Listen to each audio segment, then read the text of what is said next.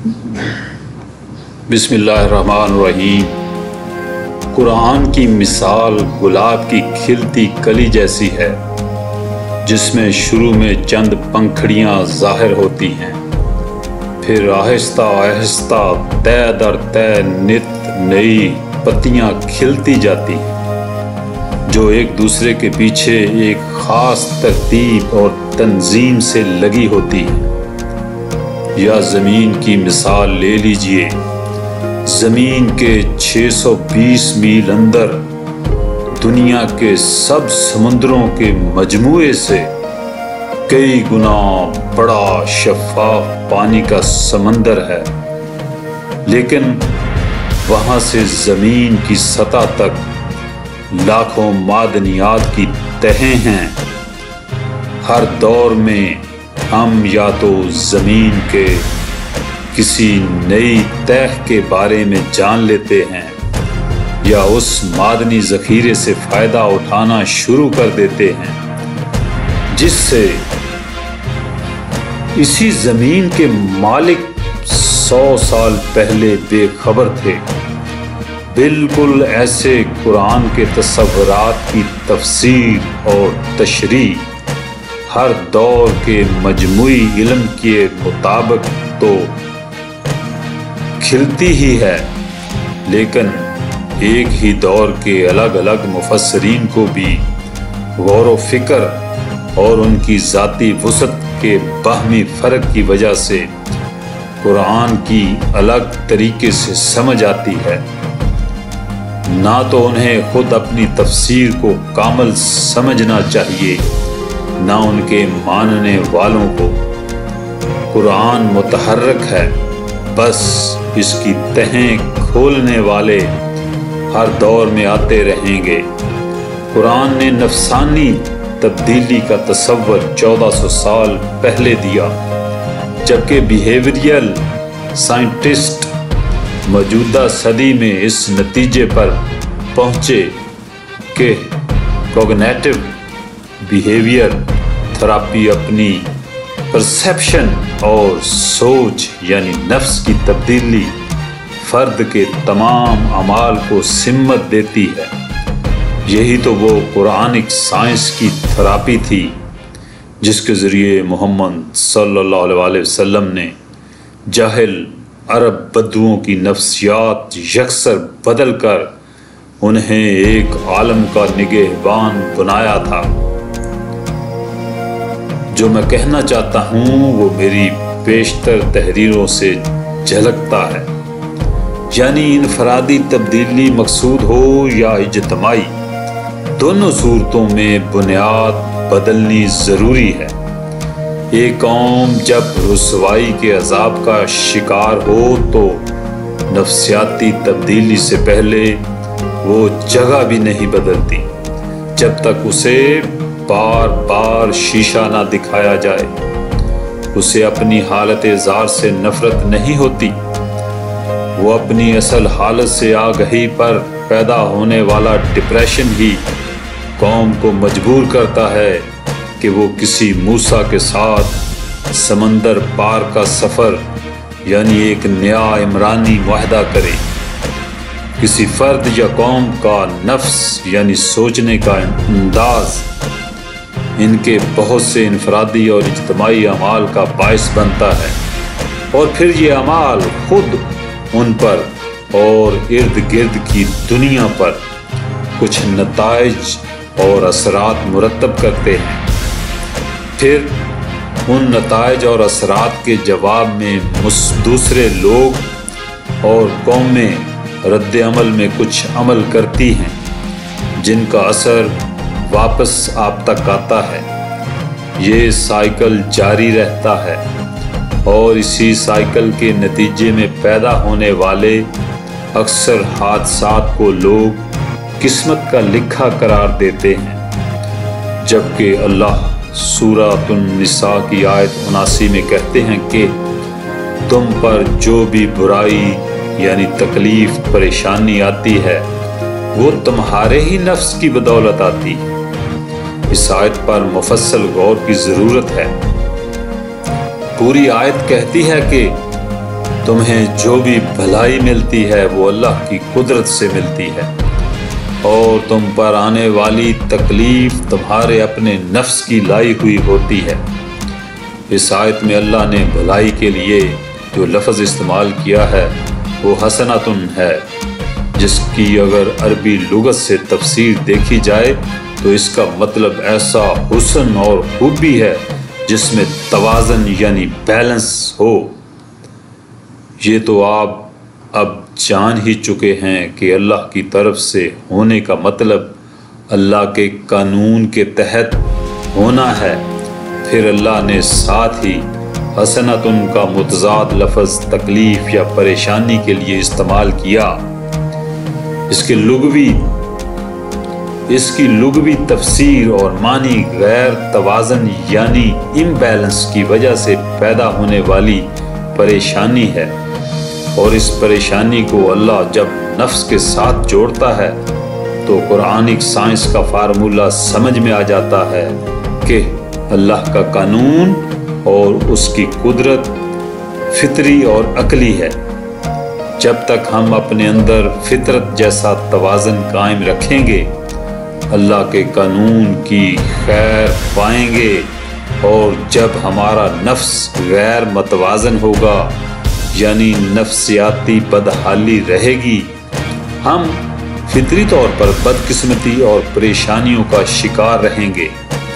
اللہ ہماری ہر بدلتی کیفیت میں الگ الگ حکم نازل نہیں کرتا، اس نے تو ایک ہی بار قانون فطرت تشکیل دے دیے۔ آپ کی نفسیات متوازن رہے گی تو اللہ کے پہلے سے طے کردہ حکم یعنی اس کے قانون کا خود بخود نفاذ ہو جائے گا، اور آپ کو کامیابی ملتی رہے گی۔ یاد رہے، اگر آپ نے میری ان باتوں سے یہ نتیجہ اخذ نہیں کیا کہ اللہ کائنات کو گھڑی کی چابی دے کر بالکل خاموش ہو کر ایک طرف بیٹھا اپنے قانون پر عمل ہوتے دیکھ رہا ہے، تو پھر آپ نے برکت، صلہ، نیت، صبر، توکل وغیرہ جیسے الہامی تصورات کو نہیں سمجھا۔ جب وہ مجھ سے نفسیاتی توازن چاہتا ہے تو پہلے خود توازن کی کامل تصویر ہے۔ وہ تدبر کا کامل نمونہ ہے، چونکہ وہ معاملات کو لاکھوں سالوں کے پس منظر میں دیکھتا ہے، لہٰذا وہ کوشش کے عین مطابق پورا بدلہ دینے کے ساتھ ساتھ بعض اوقات صلہ مؤخر کر دیتا ہے، یا ایک وقت کی کوشش کا صلہ کسی دوسرے وقت کسی غیر متوقع انعام کی شکل میں دیتا ہے۔ البتہ یہ بات طے ہے کہ وہ کسی قوم پر انعام تب تک نہیں روکتا جب تک اس قوم میں نفسیاتی عدم توازن پیدا نہ ہو، اور نہ ہی کوئی فرد یا قوم تب تک بھلائی کو پائے گی جب تک وہ نفسیاتی توازن کے لیے کوشش نہ کرے۔ یہ میں نہیں، خود اللہ سورہ انفال کی آیت 53 میں کہتا ہے، اگر آپ اپنی ذات کی حد تک تبدیلی کے خواہش مند ہیں تو اللہ کا قانون اور اس قانون سے جڑے ہوئے تصورات ذہن میں راسخ کر لیں کہ اللہ کا کن فیکون فطرت کی حفاظت کے لیے استعمال ہوتا ہے۔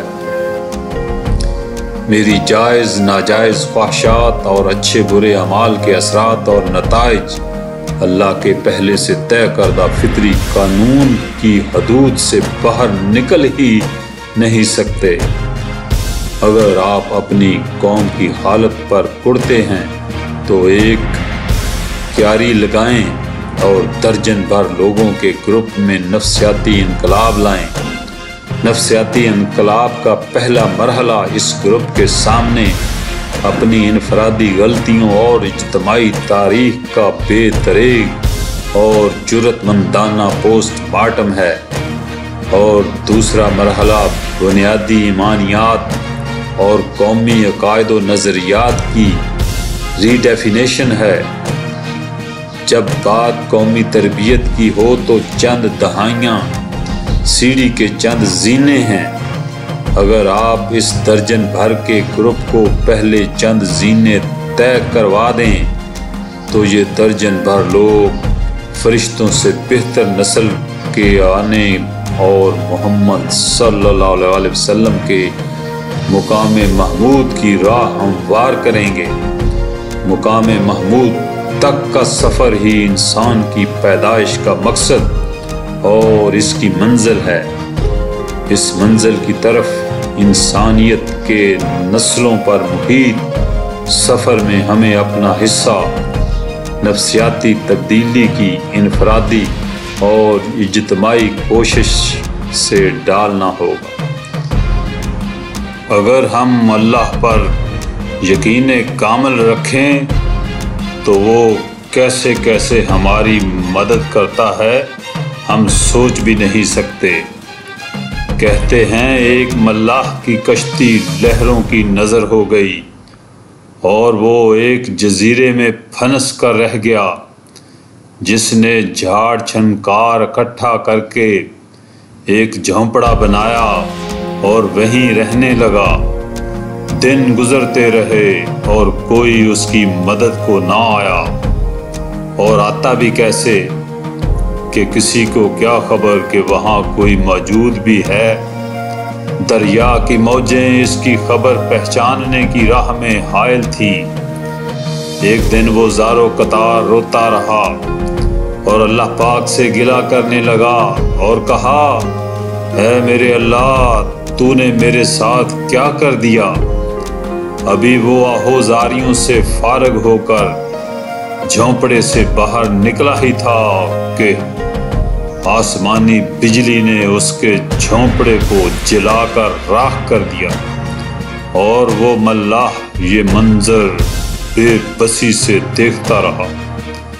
کچھ ہی دیر کے بعد کچھ لوگ اس جزیرے کی طرف آ گئے۔ ملاح نے پوچھا کہ تم لوگوں کو کیسے پتہ چلا کہ یہاں کوئی ہے؟ لوگوں نے کہا کہ ہم نے اس طرف سے آگ اور دھواں اٹھتا دیکھا تو خیال گزرا کہ شاید کسی کو ہماری مدد کی ضرورت نہ ہو، بس اسی خیال سے چلے آئے۔ دوستو، ہماری زندگی میں بھی بعض اوقات ایسے ہی حالات و واقعات پیش آتے ہیں اور ہم بھی پریشان و مایوسی کی راہ پر چلنے لگتے ہیں کہ یکا یک اللہ پاک کی طرف سے مدد و نصرت آ جاتی ہے اور یکا یک حسرت و یاس کی جگہ مسرت و شادمانی لے لیتی ہے۔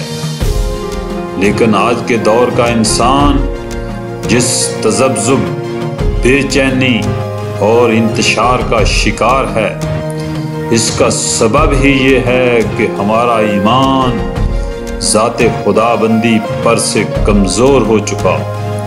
اگر ہم اللہ تعالیٰ پر کامل ایمان رکھتے ہوں اور اسے رحمان، رحیم، غفار، جبار، قدوس، رزاق، طبیب اور منصف اعظم سمجھیں تو کیسے ممکن ہے کہ حالات میں بہتری نہ آئے؟ لیکن یہ تب ہی ممکن ہے جب آپ کا ایمان و اعتقاد مضبوط ہو اور مشکلات و مسائل آپ کے پائے استقلال میں کوئی لغزش نہ آنے دیں۔ لیکن ہوتا اس کے برعکس ہے۔ اللہ پاک ہمیں کامل ایمان اور استقامت عطا فرمائے۔ ربنا تقبل منا انک انت السمیع العلیم۔ والسلام۔